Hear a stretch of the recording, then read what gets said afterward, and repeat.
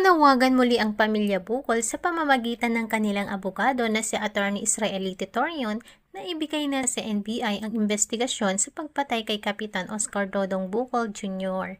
dahil umano sa conflict of interest. Dahil ang ilan sa person of interest ay kapulisan mismo. Hindi umano maganda na pulis din ang mag-iimbestiga sa kapwa nila pulis. Binanggit din ng pamilya ang kanilang pagkadismaya sa mabagal na aksyon ng PNP noong gabi ng insidente, kabilang ang kawalan ng agarang hot pursuit, dragnet operations at checkpoints para sana hindi nakatakas ang mga suspek na sakay ng pulang Toyota Innova. Ayon pa kay Attorney Torion, 1 oras pa ang lumipas bago na ipakalat sa group chat ng mga barangay captain ang impormasyon tungkol sa insidente. Hanggang ngayon wala pa ring umanong ipinapakita ang spot report ang kapulisan tungkol sa pagkamatay ni Kap Dodong Bukol.